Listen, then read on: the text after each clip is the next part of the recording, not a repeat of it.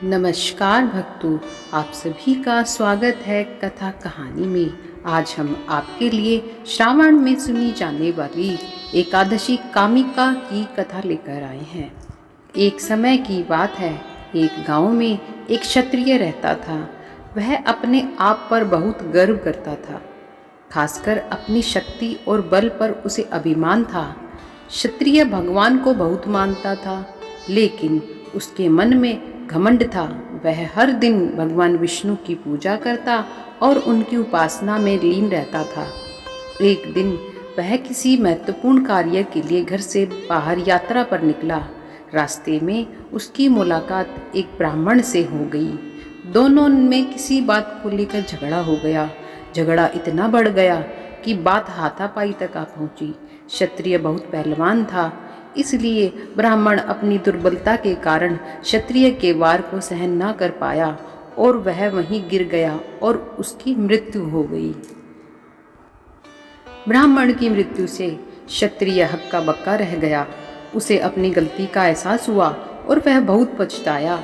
ये पूरी बात गांव में आग की तरह फैल गई। क्षत्रिय युवक ने गांव वालों से क्षमा याचना की और ब्राह्मण का अंतिम संस्कार खुद करने का वचन दिया, लेकिन पंडितों ने अंतिम क्रिया में शामिल होने से इनकार कर दिया।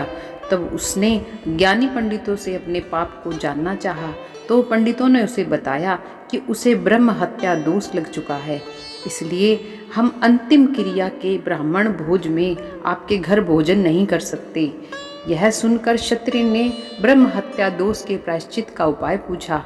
तब पंडितों ने कहा कि जब तक वह सावन मास के कृष्ण पक्ष की एकादशी तिथि को विधि पूर्वक भगवान विष्णु की पूजा नहीं करता और ब्राह्मणों को भोजन नहीं कराता और दान दक्षिणा नहीं देता, तब तक वह ब्रह्म हत्या दोष से मुक्त नहीं हो सकता। क्षत्रिय ने ब्राह्मण के अंतिम संस्कार के बाद पंडितों की सलाह मानते हुए कामिका एकादशी के दिन पूरी श्रद्धा और विधि के अनुसार भगवान विष्णु जी का पूजन कर फिर उसने ब्राह्मणों को भोजन कराया और दान दक्षिणा दी।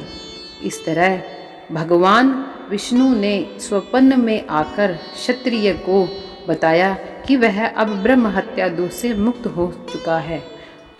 उसके बाद से क्षत्रिय हर मास आने वाली सभी एकादशियों का व्रत करना प्रारंभ किया।